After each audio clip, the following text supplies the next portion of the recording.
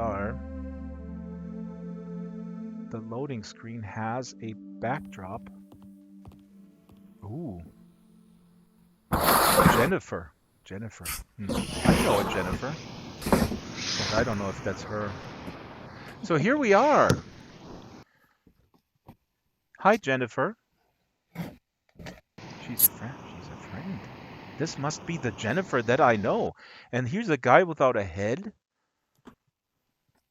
That's Greg. Oh, that is Greg. That is Greg Aronowitz.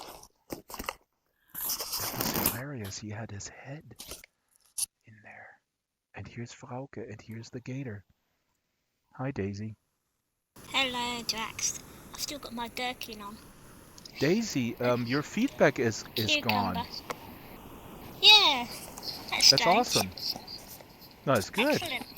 I mean, Torley told me that they are improving something, some feedback suppression thing, and so maybe they implemented that.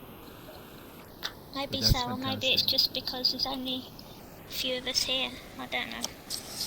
Maybe it's lag. There's no lag. No lag either. No, that's what I mean. Maybe it's because there isn't any lag. Oh, I see. I mean, I don't know.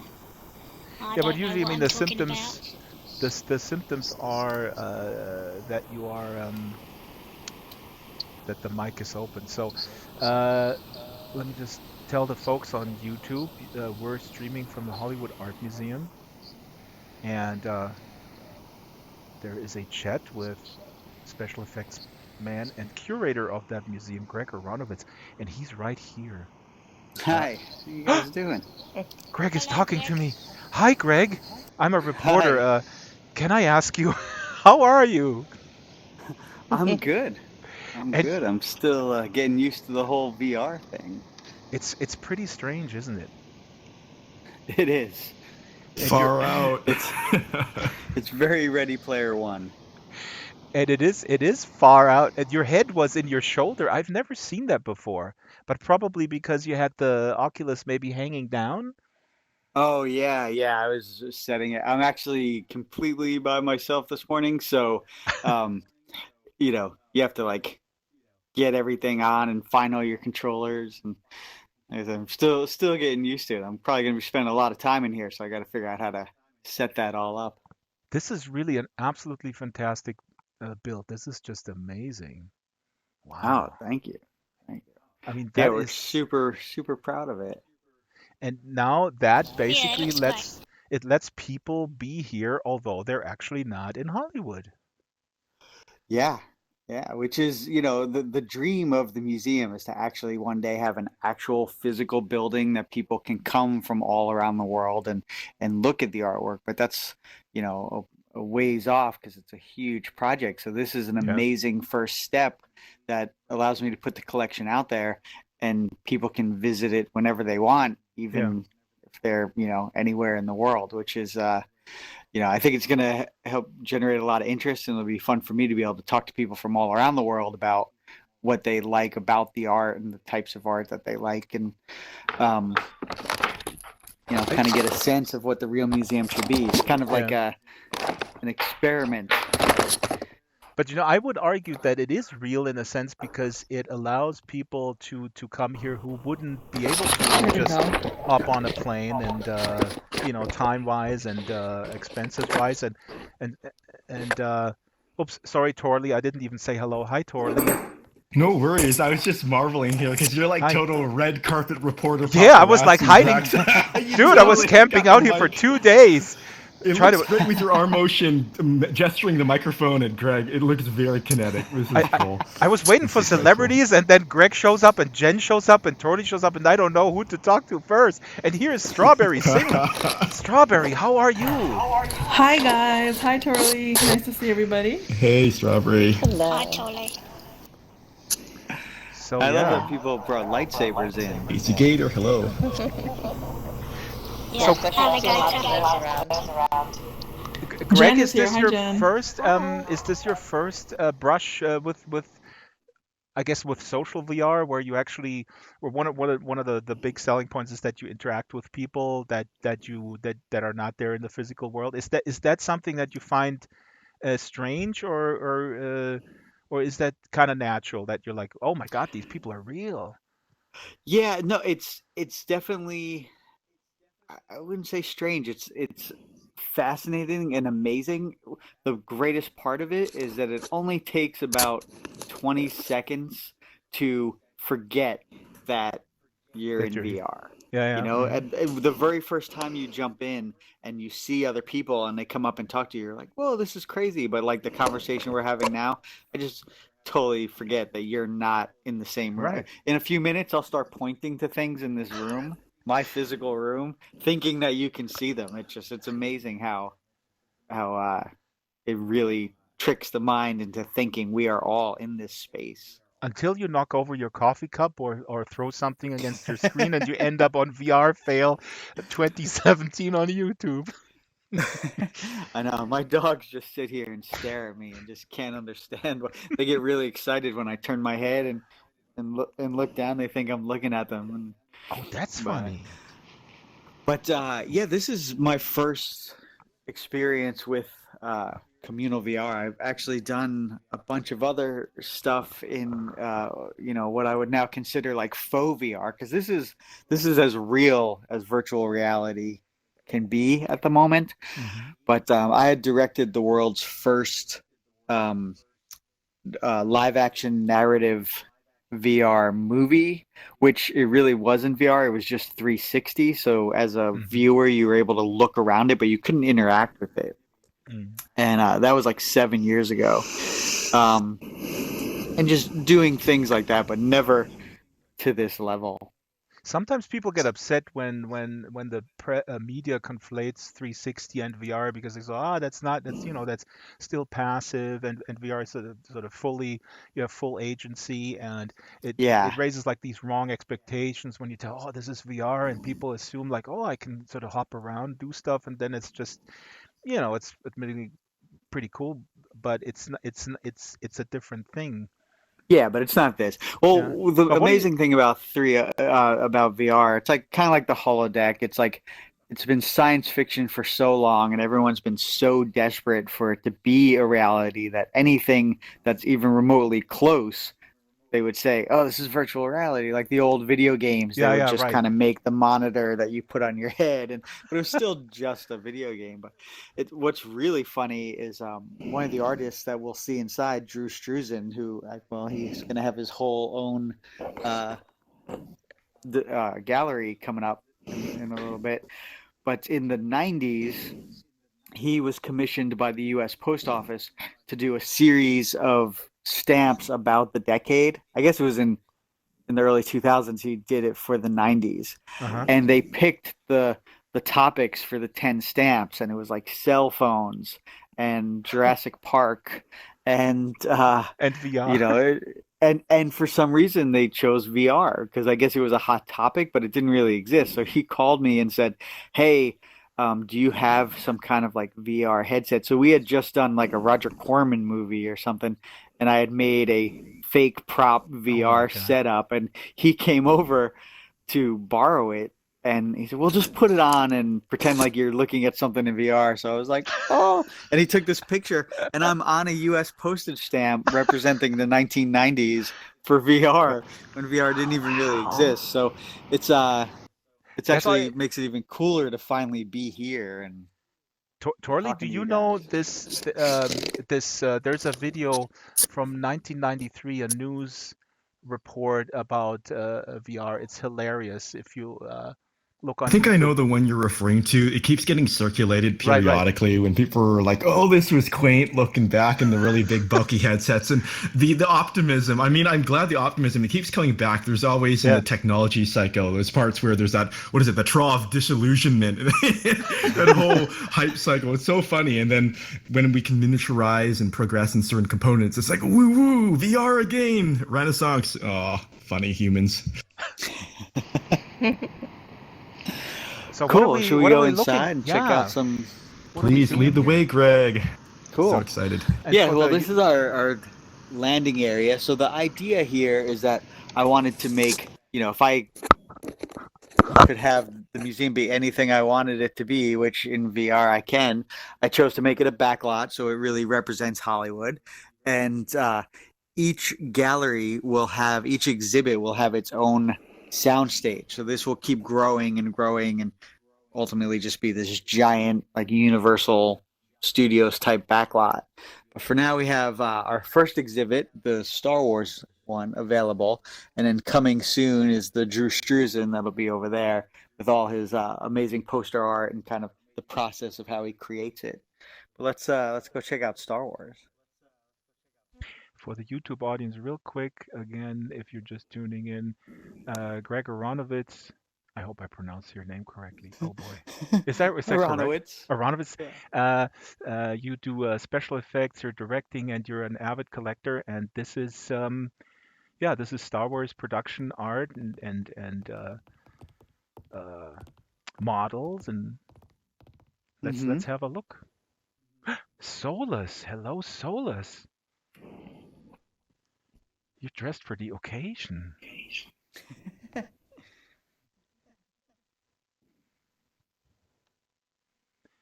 Yeah, this is amazing. So now we're going in and we're teleporting to a new location which I preloaded. So I hope it goes quick. Hi Jen, how are you? Am I interrupting? I'm great, thanks. No, I enjoy watching everybody kind of disappear through the little door in here, one at a time. So do I. You first. Solus, please, go ahead. Solus, please go. Good morning. Good morning. We'll see you inside. Okay. I think we need an effect.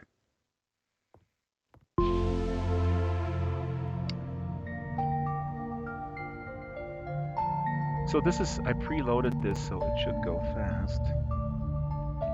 And like I said earlier, this seems to be new that there is a background. Taking a while for some to load, probably due to bandwidth on their side. No worries, just give it a moment. Wow, the ambient, the audio, Torley. Your team has been working overtime.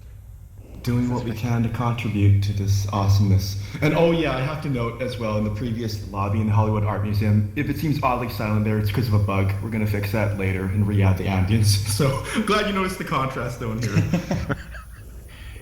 But also you did something with the feedback suppression. I think we had a big problem the last couple streams. That is interesting because we haven't changed that yet, to my knowledge, but there are major changes to voice chat with the fashion release next week-ish, I think. But yeah. Did everyone make it inside? Is this everyone? Looks I like. actually loaded. I'm at floor level. I know I'm like a noob. Red 5 told me what to do if this happens, but I forgot. Oh, you're at the floor. Go to Control 1. You go in and out of VR. So you go to desktop and then back into VR, and that should fix it. Is it Control 1, Torley? When your camera. You mean F1? F1. F1. Yeah, F1 will toggle VR. When your camera is on the floor level, that happened to me too, and then I just toggled the VR to desktop and back, and then it was fine.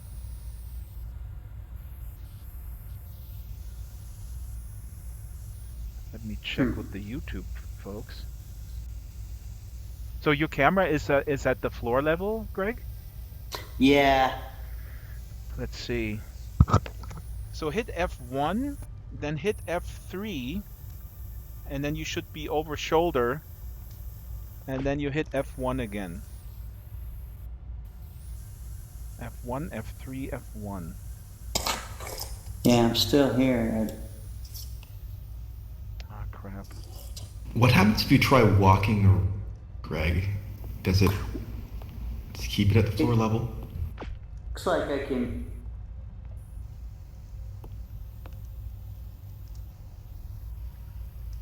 F3. Yeah, it just keeps putting me back at floor level. Huh. Okay, how about teleporting? You teleport somewhere? Yeah, I can't actually like I can't. Sorry, waste your guys' time. Like I can't. No worries. The toggles work, but when I lift my arm and press the trigger, I don't see anything. It's almost like my arms are under the floor. Right, because the camera's underneath. Oh, Yeah. crap. Okay, maybe just teleport back to the other experience, or grab anything random from the atlas. That might work. Or no, wait. No, go to looks. Go to my look on the upper right hand corner. The icon for the looks is the first icon on the upper right, and where you choose your avatars, and then you just hit done and you come back. Looks.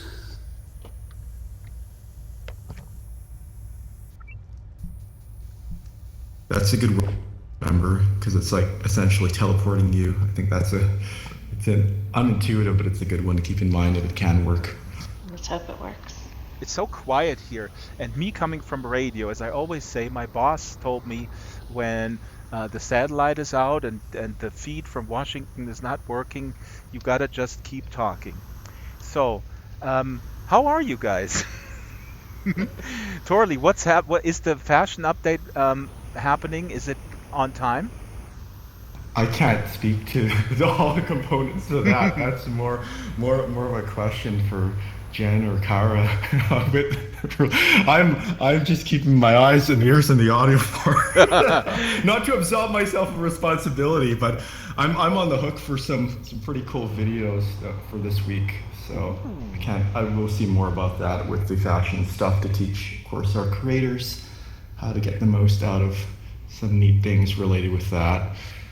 I hope they let you do more tutorial All videos right. with getting stuff in from Let's other see if places. that fixed it. Looks like Yeah, that didn't fix me, but it's alright. I'll just look up.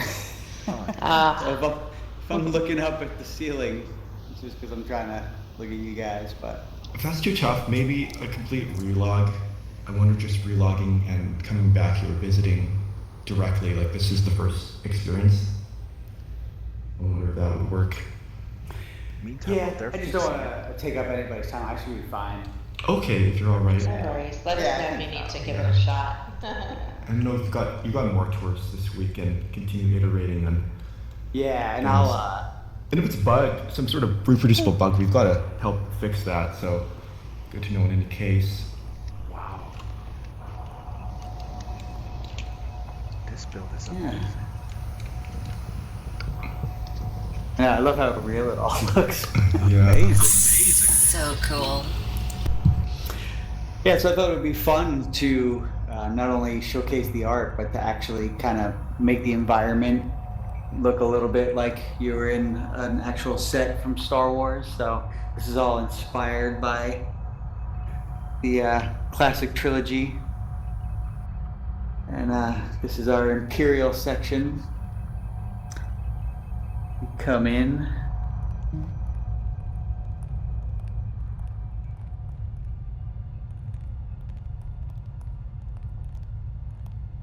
Box of model parts. Yeah.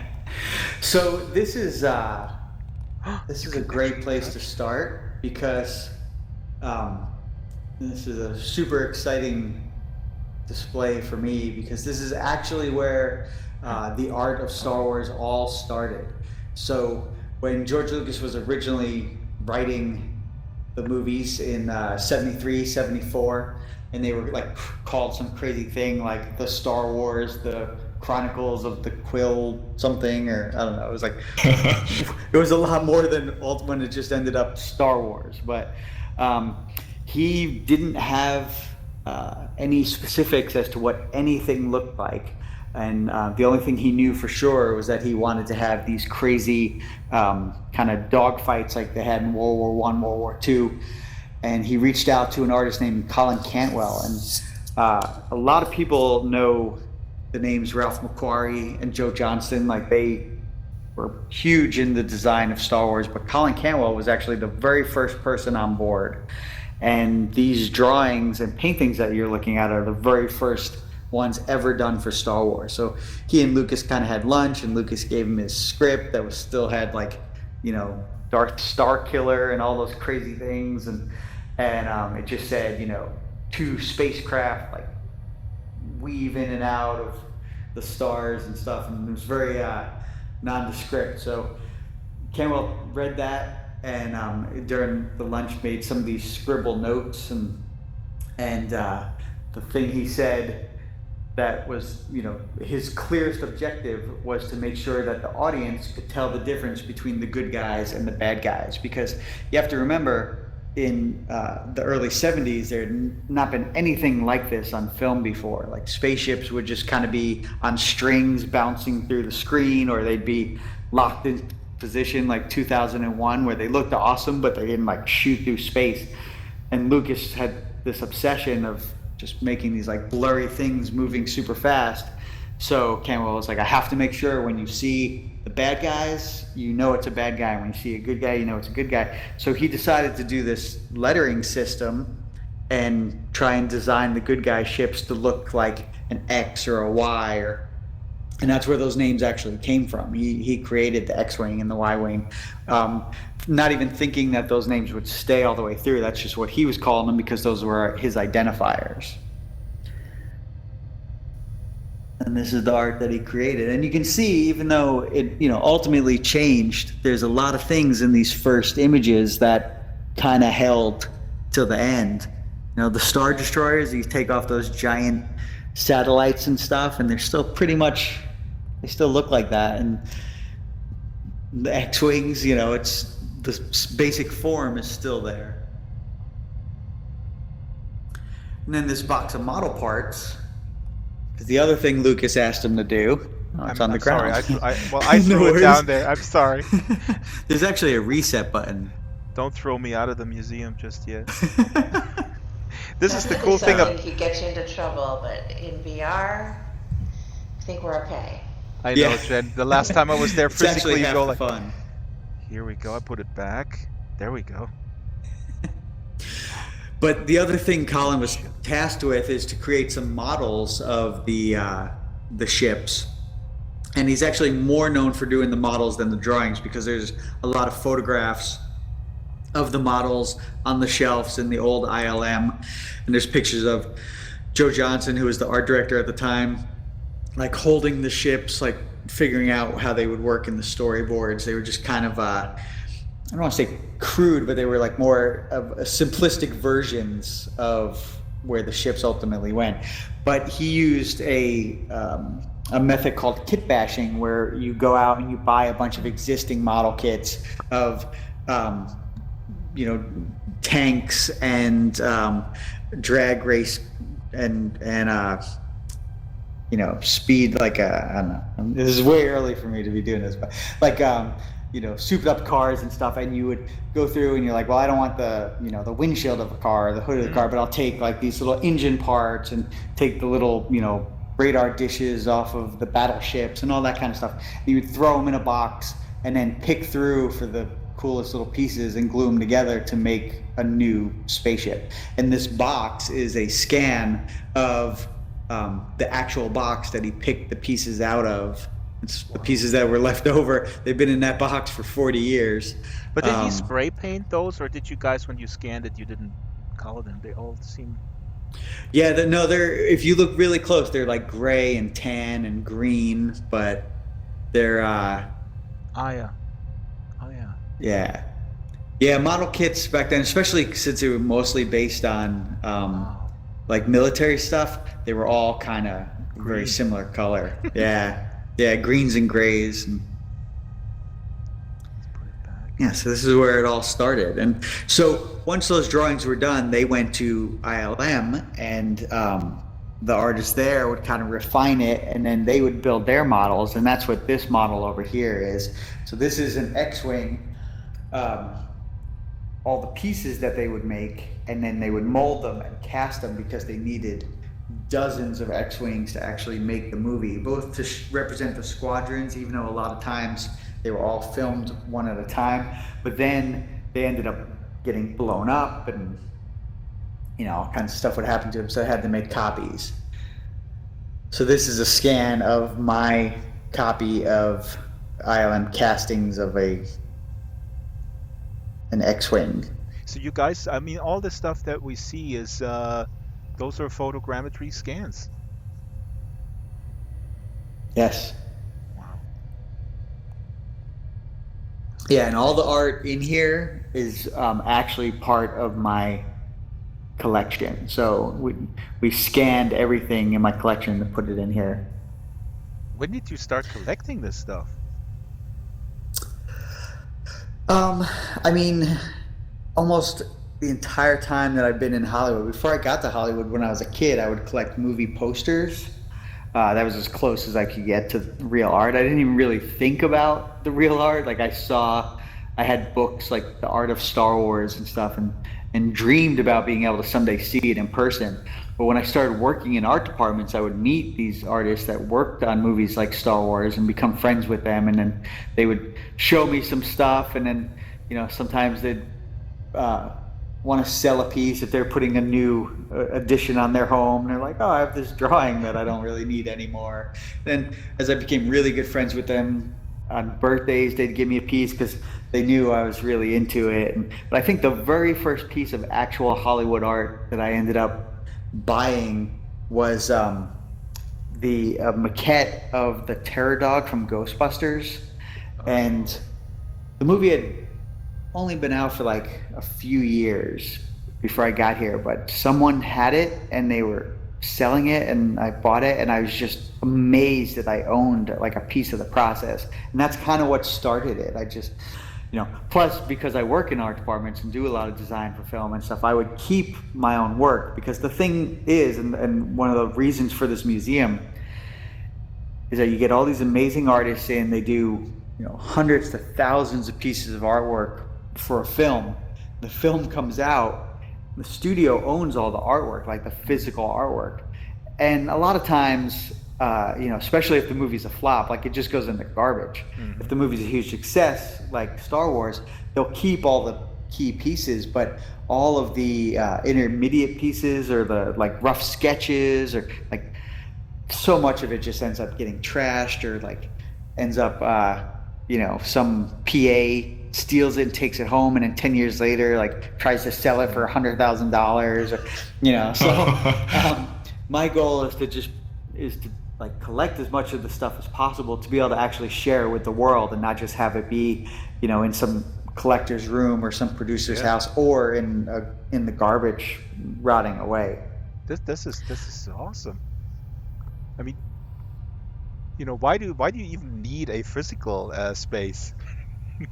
Well, I mean, ultimately, because the thing is, and this really does help me kind of stop stressing about that, because the thing is, a lot of this art has been printed in books, and you can see it, but when I hold it in my hand, when I'm looking really close, you can see the thought process more than you can when it's in print or a JPEG on the internet. Absolutely. And that would be the draw for people to come and be like, it's like going to see the Mona Lisa. Has anyone ever gone to see the Mona Lisa at the Louvre? And you're like in a line, and like you wait in the queue, and then you get up there, and it's kind of far away, and it's small, but you're still like, I am in the presence of, like, even though you can't touch it or lean up against it, it's still amazing to be there. Mm-hmm. So that would ultimately be, the draw of the actual museum. But if we go look at these blueprints,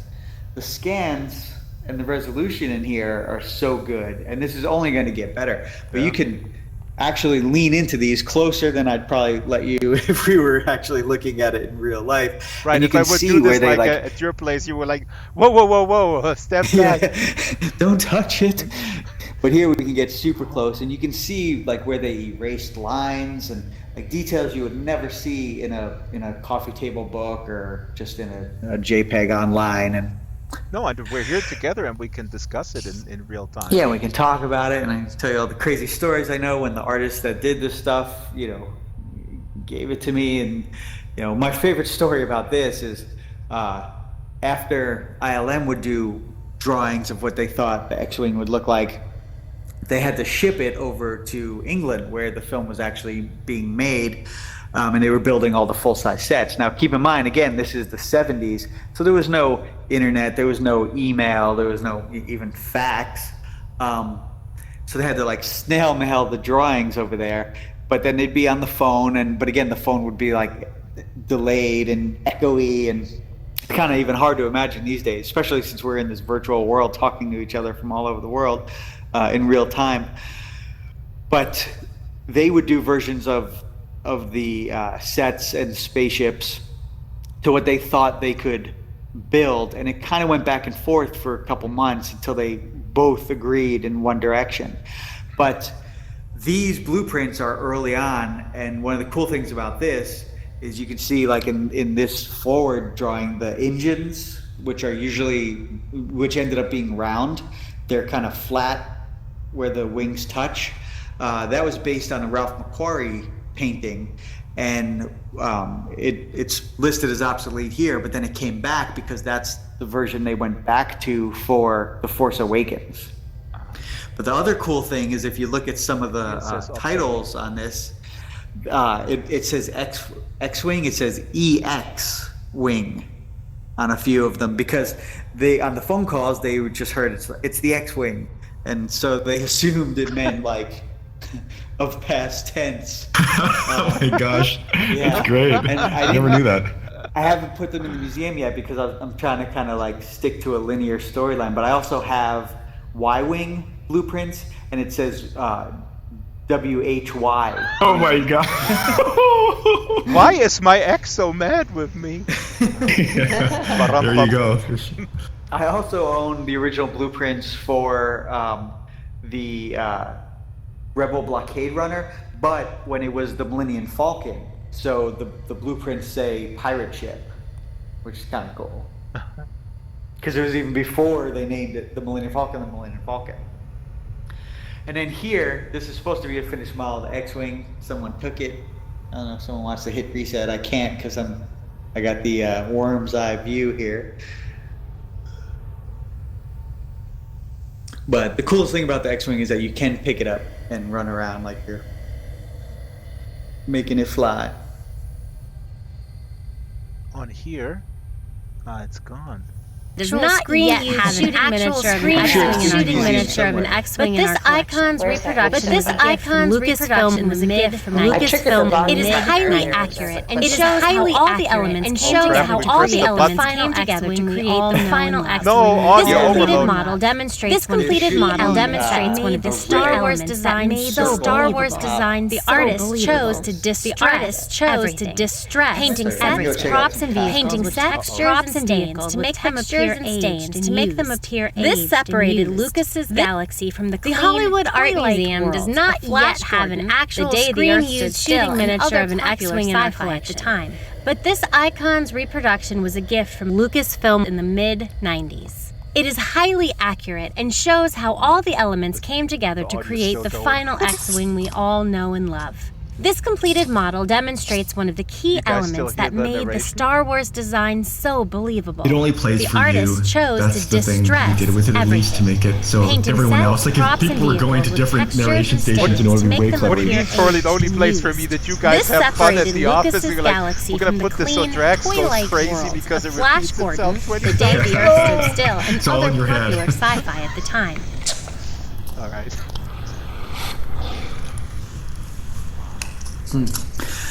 All right. Yeah, so this is the costume room, character design.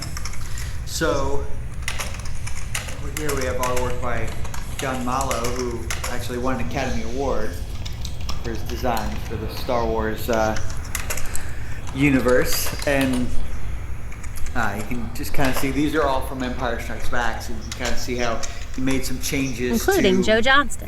This collection shows some of Johnston's concepts for the citizens of Plow City and Empire Strikes Back. Note the literal stamps of approval from George Lucas. And then over here we have some more Joe Johnston stuff. So Joe came in as a storyboard artist and then kind of became art director and one of the main design guys. But he did the spaceships and the sets and props and costumes. We have an open mic, guys. Yeah, sorry. No worries.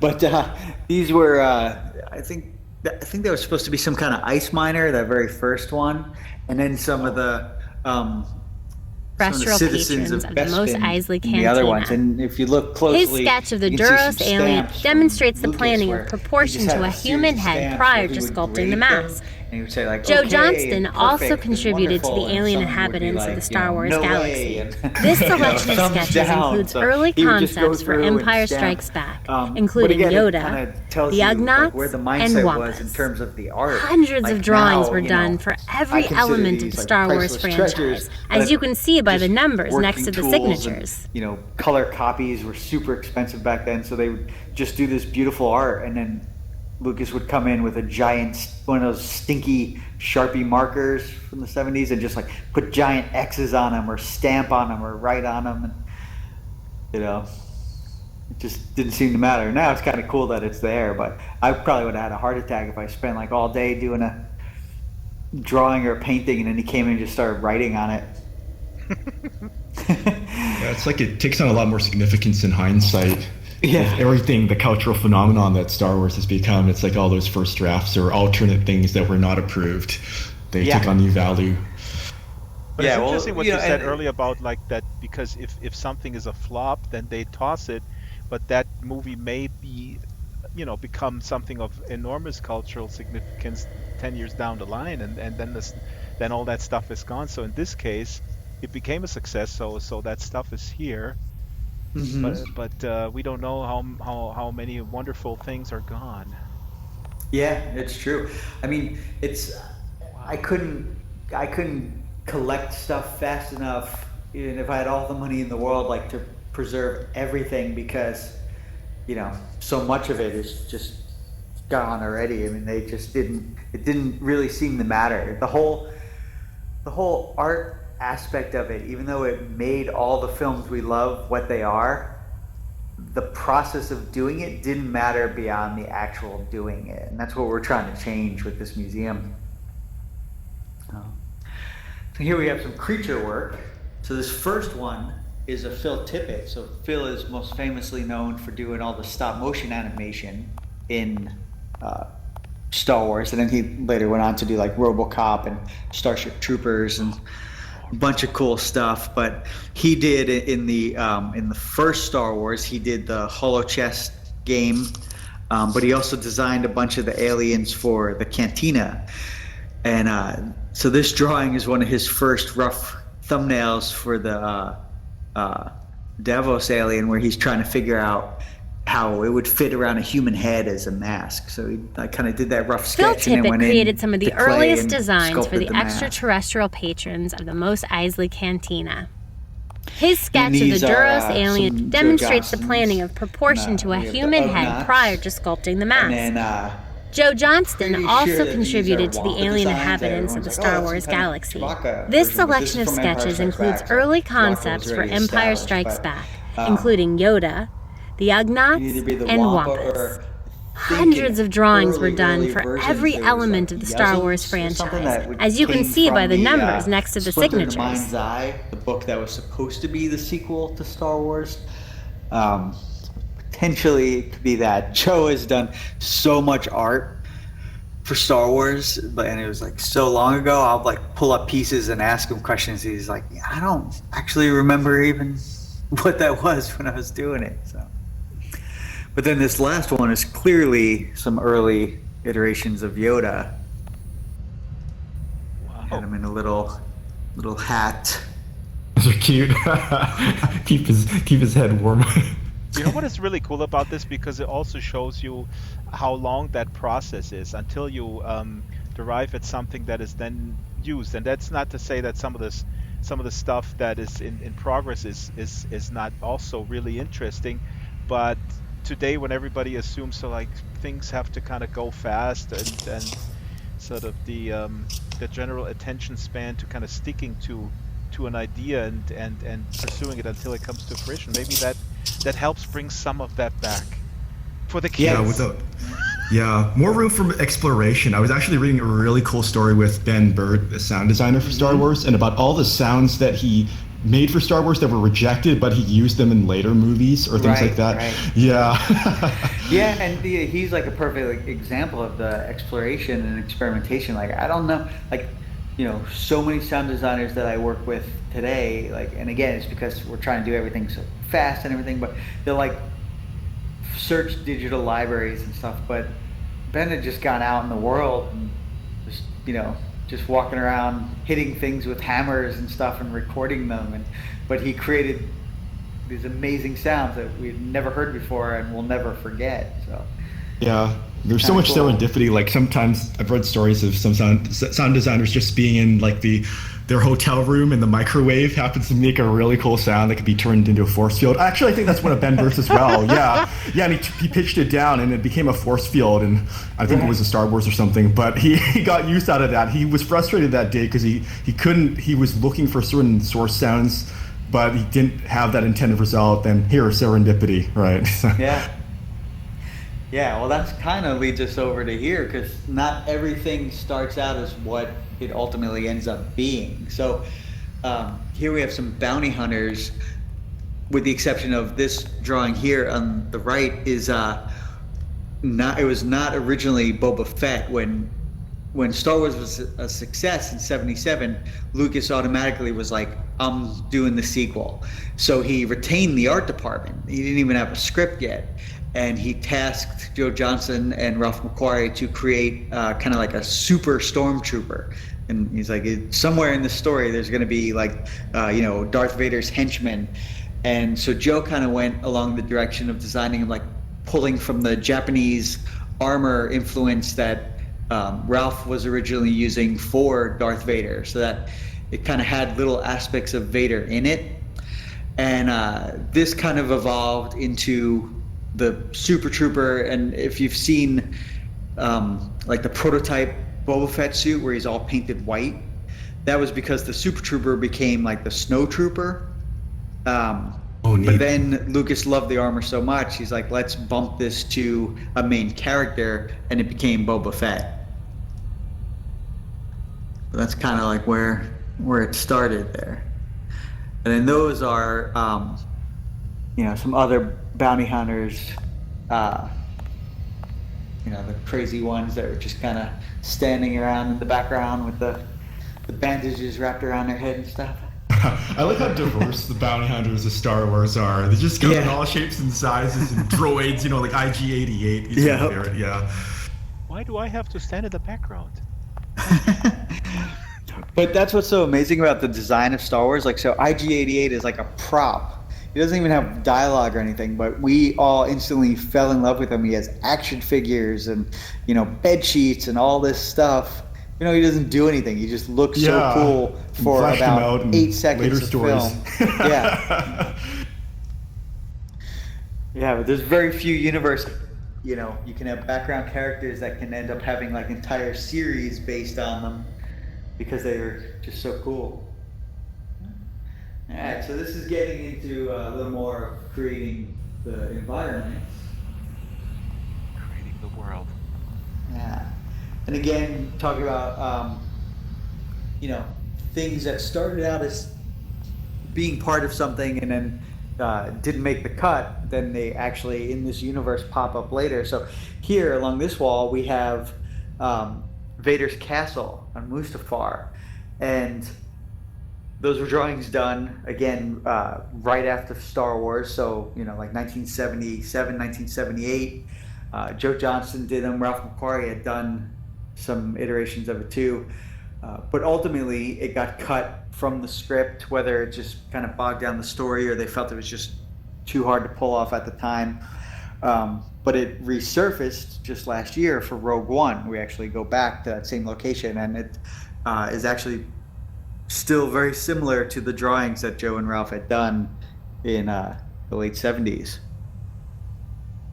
So in some ways, when you have a cool franchise, not everything that gets cut goes away forever. It can kind of pop back up. And then here we have some Ralph McQuarries. So Ralph is probably, the most known name for designing stuff in the Star Wars universe. He did a lot of like finished paintings that went on to be posters and T-shirts, and they're just more like the iconic views of Star Wars. But he also did a lot of artwork in the movie, including a bunch of the matte paintings. And this whole wall is his prep work to create one of the matte paintings for Bespin in Empire Strikes Back. So Ralph's work is super, super rare, and that's why I kind of have like these Dead Sea Scroll versions of it, because he would spend a lot of time to do more finished work, and then Lucas would keep all of that work. So where everyone else would do a lot of like sketches and stuff that just kind of shuffled through, and I was able to ultimately maintain them, Lucas really focused on keeping Ralph's stuff. So this stuff actually ended up in a file that fell behind a shelf, and that's why it had some water damage and stuff, and it was behind that shelf for like 35 years. And then they were moving, and it was at his house, and they were moving and clearing out the studio and stuff, and they moved the shelf and found it, and I ended up with it. So it's kind of a rare find and a cool insight into how Ralph would actually create the matte paintings, because he would take the frame of film and trace over it. So how matte paintings work is they'll like film something. In this case, it's Luke and R2 coming down a corridor in Bespin on Cloud City, but the walls would only be so high, and there might not be a background, but then they would paint around that frame of film and create the rest of the environment, and then composite the two together. So what the audience sees is this bigger room with a background and then the actors in it. And this is him tracing it and figuring out how to expand on it. That's how I got the perspective right. Yeah, he just extended all the lines of the actual set. Wow, this is amazing.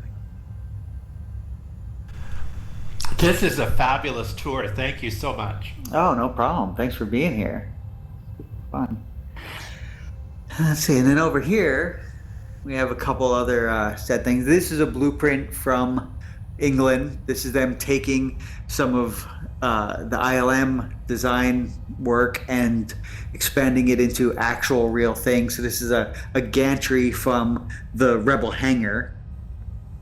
That's how they would like get in and out of X-wings and stuff. And then this is another, that's one of my favorite pieces. This is another Joe Johnston piece from Empire Strikes Back. This was a possible look for the entrance to the Hoth Rebel hangar. And they clearly went into a different direction, just kind of carved it out of the ice. But at one point it was going to be like a big landing station or something. That's crazy. Make this? The art? Yeah. Oh no, Joe Johnston did that for oh wow, for Empire back in. Absolutely blind. Is he blind? Is he a blind artist or something? No. Oh goodness, it's depressing. So what are you guys all up to? Is this an art show then? It is. Why was I not invited? Did you guys like leave an invitation in the mail or something? I didn't get an invitation to this nonsense. Everyone's invited. Oh, very good. Very good, very good. Yeah, I just want to make sure, Don't want to crash anything. So you guys, are you guys all creatives then? You got a bunch of Samsung creatives in here? Wow, look at all this artwork. Who did this? This is all from Alright, I'm gonna rearrange it for us. Look. There we go. Greg, what's this object on the table in front of us? So this is a gauge for stop motion. And so Phil Tippett, who we were talking about earlier, animated all of the Tauntauns and the AT-ATs in Empire Strikes Back. And this gauge is the one he actually used to do the Tauntaun. So what would happen is they would build the miniature set and have the miniature puppets of the AT-ATs, the giant like elephant-looking machines, and there'd be little hatches that the animators can pop up through. And so they'd set the camera and put the puppet in place, and they would use that gauge and multiple ones of those and put that pointy part up against a key piece, like the chin or the tail or the knee, and take all these notes to know where all those pieces were. Then they take the gauges away, disappear down the hatch. They take one frame of film and then open the hatches, come back up, put the gauges back in place, and then move all those things just the slightest little bit so that, it would look like it was moving, and they'd take all the gauges to away, bring creatures and giant robots to life. One of the most successful techniques is known as stop motion animation, most famously used by the great Ray Harryhausen on films such as Clash of the Titans and The Seventh Voyage of Sinbad.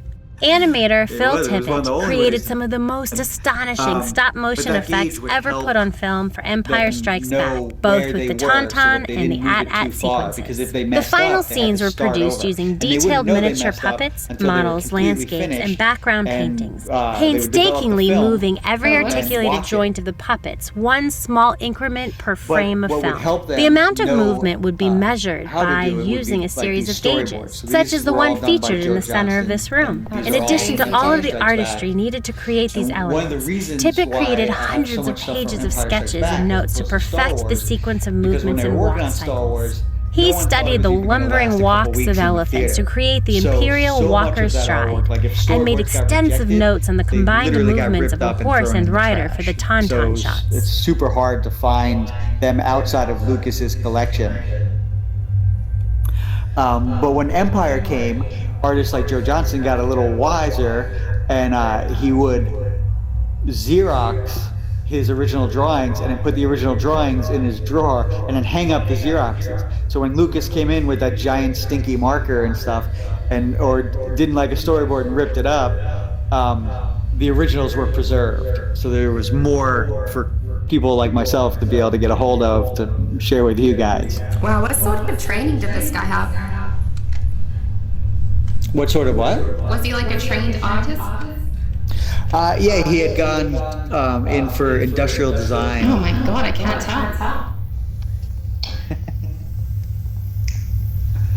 Greg, she's a troll. She's trying to be funny. You can just mute her by left-clicking her. I'm sorry, who's a troll? How's this trolling? Hey, I'm here to give a intellectual art critique.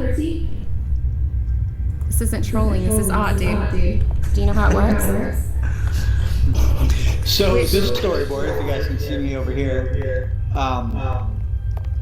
this is another kind of cool lost piece, because this is from when the Boba Fett design was still being used as the snowtrooper. So this is after the Empire defeats the rebels on Hoth, and then they're leading Darth Vader into the hangar. But it's just a cool piece because it looks like Boba Fett was on Hoth. Hey, is there a dress code for this art gallery? Strawberry showed up with very little clothing. It's not very respectful, is it? So, these things you have, are these actual drawings you own? Yes. Yeah, everything that's in the virtual museum is in my actual collection. I see. So, like, do you have like a place in your home where you display this stuff? No, I don't keep any of the actual museum art, and it's just in secured storage, in climate-controlled storage, because I have thousands and thousands of pieces. Really? Yeah, this is just a small sample of my Star Wars collection, but I have stuff ranging, all the way back from original storyboards from Citizen Kane. Before the dawn of computer animation, effects artists had to create clever ways to bring creatures and giant robots to life.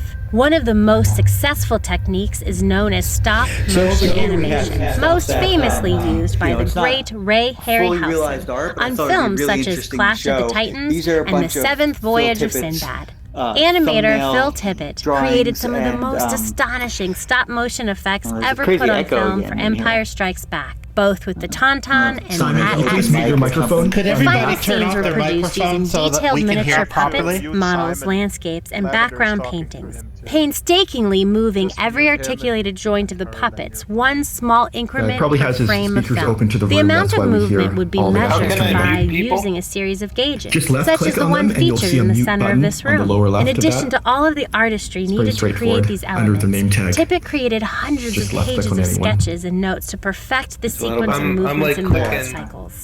He studied the clicking on people lumbering and I walks can't- of elephants to nothing's create coming the up. Imperial Walker's You have to mouse Stride, over them until and you made see their name extensive tag. Do notes you on see the a name combined tag when you movements mouse of over a an horse avatar? and rider for In the the- Tauntaun shot. No. In the scene. So if you, not in the chat list, but in the scene. Yeah, like I'm mousing over this blue-haired guy right now. Left click it, left click, and then choose mute. It's okay. I'll just deal with it. Or you find them in the people list under nearby. I bumped into the narration again, and then Greg was talking, and the narration came on. God damn it! If I go too close. Wow. It's okay. We're almost done. I gotta actually catch a this flight is amazing, and really the cool soon. thing So. is that I think the troll got bored, which is awesome. We out-trolled the troll. I think that's the new Yeah, I strategy. find it's usually best to just ignore. I think someone kicked that person. Oh, yeah, maybe Jenn has powers. That's good. So Maybe I use the Force. The Force! The Force is with us, Jenn. Maybe she used her lightsaber. Drax, what you need to do is actually block Lavender on YouTube, and that way she won't be coming to your streams anymore. Right. It's because you have. I've blocked her. She doesn't show up on my streams anymore. She's just a person that, poor thing, doesn't have any life. So. No, you have to find something to do, right? It's really interesting because she's young, and last time she was in, she was like, "Oh, Drax, you're such an old guy. You don't have any friends, and you're hanging out in the virtual world on Saturday night." And go like, "Yeah, you're 20. When I was 20, I was out and about. What are you doing here?"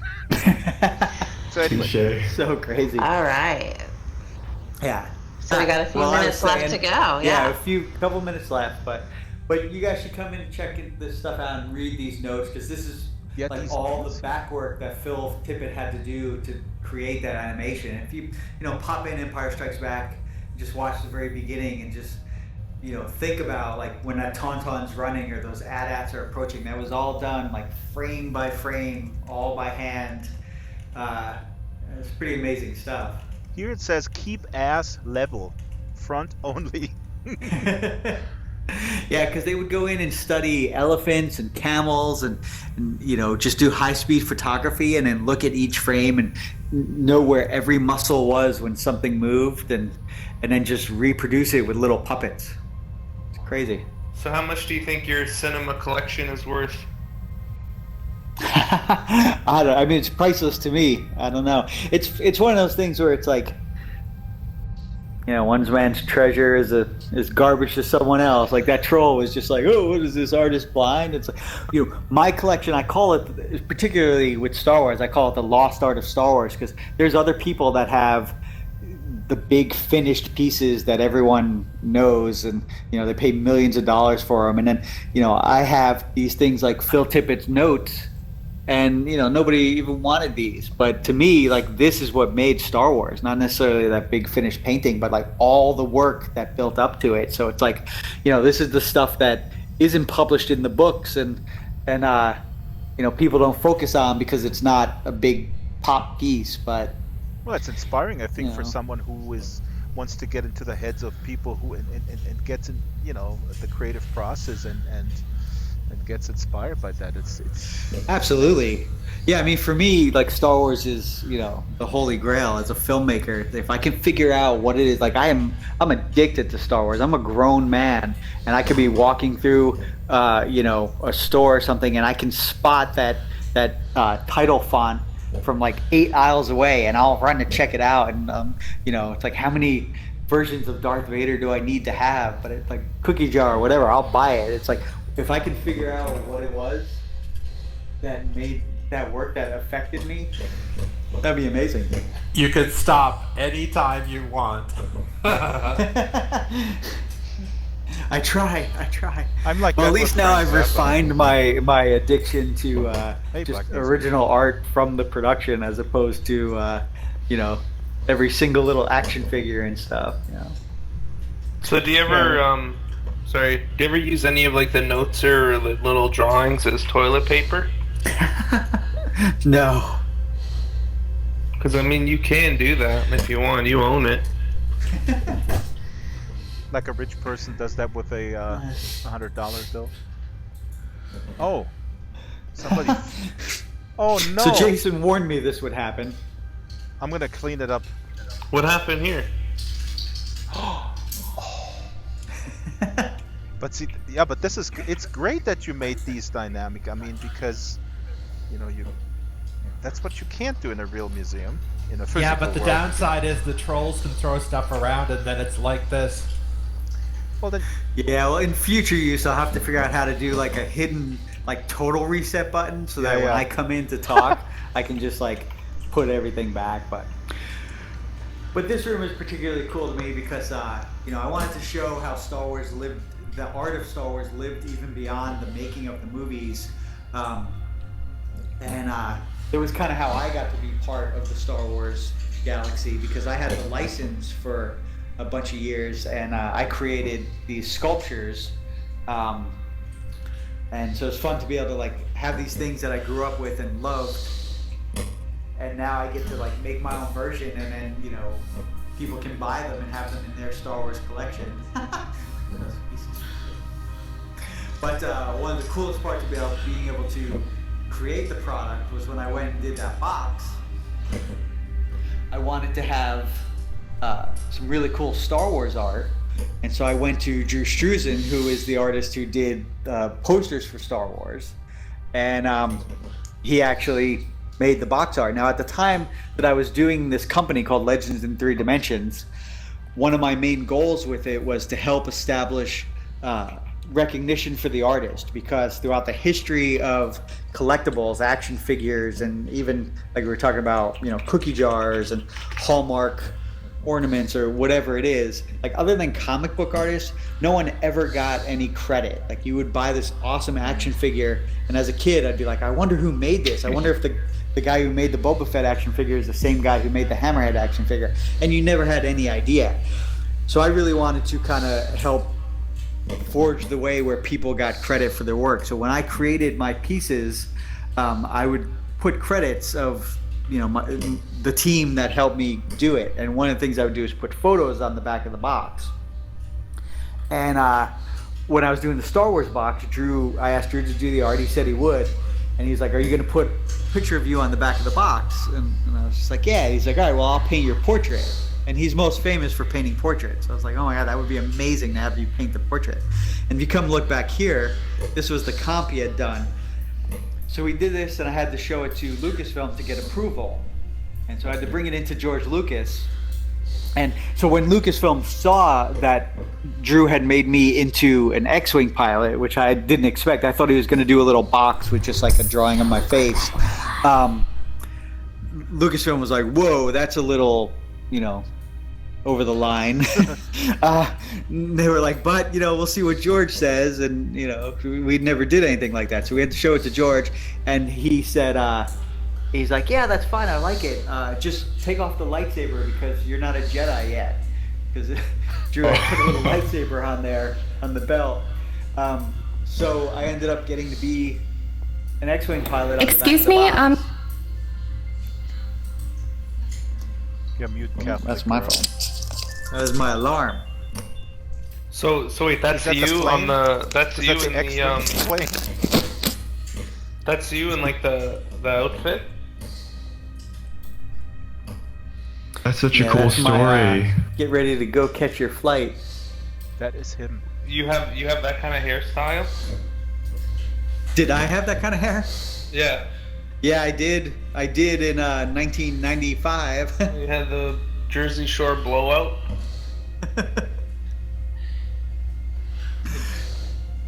Yeah, I'm thankful that he did my portrait not during my mullet days. Walked up your daughters. Greg's absolutely awesome. You have to catch your flight, and we're gonna clean up this museum. Okay, guys. Thank you so much, Greg. You guys This gonna was stick wonderful. around. Ryan, we're gonna stay Thank until you the so end. We're much, gonna Greg. supervise this cleaning. Blog post is already Cool. up, Thank you guys for being here. Yeah, it was Thank great you. hearing everything. Thank you. Yeah, and I'll be My back. husband is We'll hang out obsessed some with more. Star Wars. Absolutely awesome. Yeah, I really like Spaceballs as well. Alright, guys. I'll see you soon. All right, thanks so Welcome, much, Greg. Greg. May the force be with you. Bye-bye. Bye, Greg. Bye. Jennifer, do you want to wield the Force again? I think Lord of the Rings is better. Luke, Black Newsman. I am your father. I knew you were my That's father. amazing. You know, Greg's head just disappeared. That's very creepy. Yeah, no, He probably he had took that his before. headset off. No, when you take the headset off, then that head goes down like that. In the beginning, that's he funny. appeared like this. Hey, take a photo, Ryan. Come I on. just noticed. No, I've What taken is enough wrong? photos. Wait, I'll hug him. Greg. So, Greg had how to sell can his I, head for his Your collection. microphone. how can I make my own avatar here?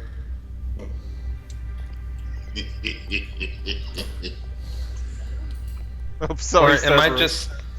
just stuck with the default ones here? You can You're add stuck with the default ones. you can add attachments or upload attachments from the marketplace. There's a bunch. You of can't create your avatar like you can in other worlds. What? Or is that going to be a change, or is that like going to stick with the whole thing? They probably will allow it in future sometime. No, everybody's gonna look like a Republican forever, except Like for me. Cerberus. Yeah, like you, Ryan. Ryan is actually the prototype. They're gonna scan Ryan, and then everybody has to look like him. Scary, eh? Strawberry, shall we cut the stream? Yeah, whenever you like. I was wondering who you're talking to. I muted a bunch of people, so maybe I muted the wrong person. No, I think Catholic. I don't really care. Catholic girl is Did you mute me? Is Lavender's alt, so. Yeah, I muted that, but I also muted Flip Mob. I don't know if that's a Wow. person, that, like a regular person or a person with no life. But anyways, I feel really, I wanted to double check with like, you this is my about the first time update, because playing a lot of this people were game, I don't asking in my stream about the clothing update. You were mentioning it's coming next week. Torley, I'm not sure if Torley can give an answer to that. Nobody wants to answer. Jen, can you briefly confirm that the clothing update is still next week, or? I can say that it's coming mid-month. So January we're or shooting for December? next week, yes. Oh, Early okay, next December. week. Sweet. Woohoo! Excited. Yeah. Okay, I'm gonna cut my stream. Okay, guys on YouTube, thanks for watching. The URL is in the description. And thank you, Strawberry, for giving me the 411 on how to deal with trolls, because I'm slow on that.